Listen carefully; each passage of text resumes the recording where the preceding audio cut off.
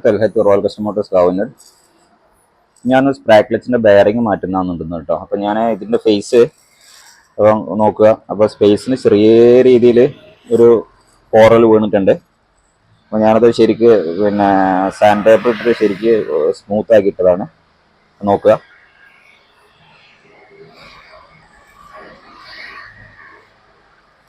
അപ്പം അങ്ങനെ ചെറിയ രീതിയിൽ പോറൽ കൊണ്ട് ശരിക്കും സാൻഡ് പേപ്പർ ഇട്ട് പിന്നെ പേപ്പർ ഇട്ട് ശരിക്കും സ്മൂത്ത് ആക്കിയതിന് ശേഷം മാത്രം പുതിയ ബെയറിംഗ് ഇടുക കേട്ടോ. അതല്ലെങ്കിൽ അതിൻ്റെ ഒരു എഡ്ജൊക്കെ കൊണ്ടിട്ട് പെട്ടെന്ന് ഒറിജിനൽ ബെയറിംഗ് ഇടുമ്പോൾ പെട്ടെന്ന് ബെയറിംഗ് കംപ്ലൈൻ്റ് ആവും. അത് നല്ലോണം ശ്രദ്ധിക്കുക. അതേമാതിരി തന്നെ ബെയറിംഗ് ഇൻസ്റ്റാൾ ചെയ്യരുത്. ഏതെങ്കിലും രീതിയിൽ ചെറിയ രീതിയിൽ സ്ക്രാച്ച് ഉണ്ടെങ്കിൽ ആ സ്ക്രാച്ച് ഒന്ന് ശരിക്കും പോളിഷ് ചെയ്തതിന് ശേഷം നമുക്ക് പിന്നെ അതിനനുസരിച്ച് പേസ്റ്റ് ഉപയോഗിച്ച് റബ്ബിംഗ് പേസ്റ്റ് ഉപയോഗിച്ച് ഒന്നുകൂടെ പോളിഷ് ചെയ്യുക. ആ പോളിഷ് ചെയ്തതിന് ശേഷം നമുക്ക് ബെയറിംഗ് ഇടുക.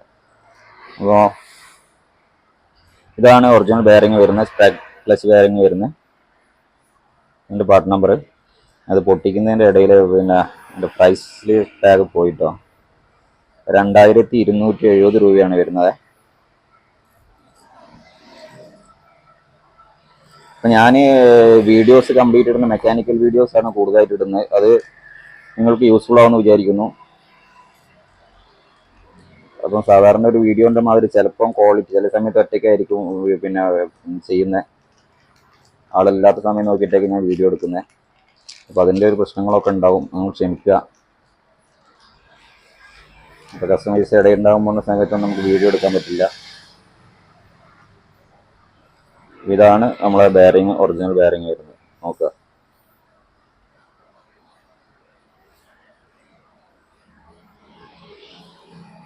ഇതൊക്കെ മിസ്സലൈനായിട്ട് കിടക്കുന്നുണ്ട് കുറച്ചിട്ടോ.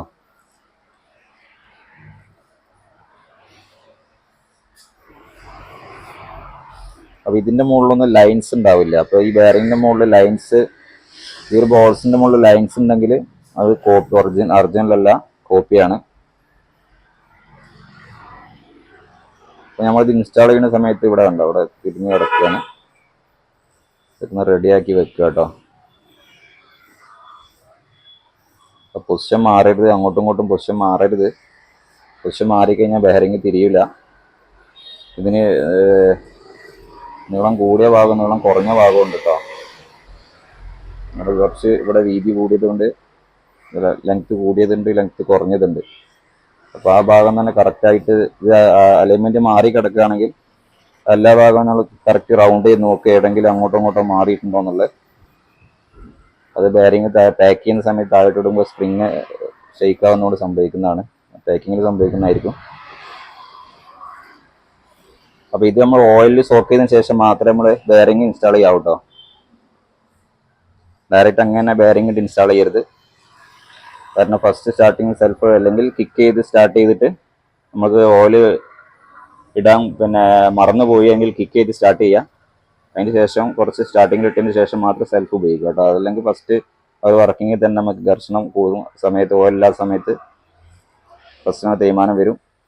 അത് ശ്രദ്ധിക്കുക. അപ്പോൾ ഇതൊക്കെ ഓക്കെയാണ്.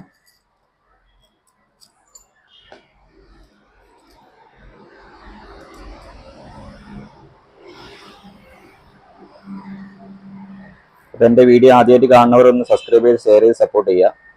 മലയാളത്തിൽ ആദ്യമായിട്ടാണ് തോന്നുന്നത് ഇങ്ങനെ മെക്കാനിക്കൽ പരമായിട്ടൊരു വീഡിയോ പ്രോപ്പറായിട്ടുണ്ടെന്ന് എനിക്ക് തോന്നുന്നു. അതുകൊണ്ട് റോയൽ എൻഫീൽഡ് ഉപയോഗിക്കുന്നവർക്കും റോയൽ എൻഫീൽഡിൻ്റെ വർക്ക് എടുക്കുന്നവർക്ക് യൂസ്ഫുൾ ആയിട്ടുള്ള വീഡിയോ ആണ് ഇടുന്നത്. അപ്പോൾ നിങ്ങളുടെ വണ്ടിയുടെ വർക്ക് ഏതൊക്കെയാണ്, എങ്ങനെയൊക്കെയാണ്, എത്ര പ്രൈസാണ് അതിന് വരിക എന്നുള്ളത് കറക്റ്റായിട്ട് ഒരു ബോധം നിങ്ങൾക്ക് കിട്ടുന്നതാണ്.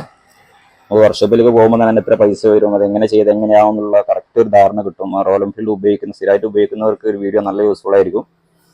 അപ്പോൾ അടുത്ത വീഡിയോ ആയിട്ട് കാണാം. Thanks for watching.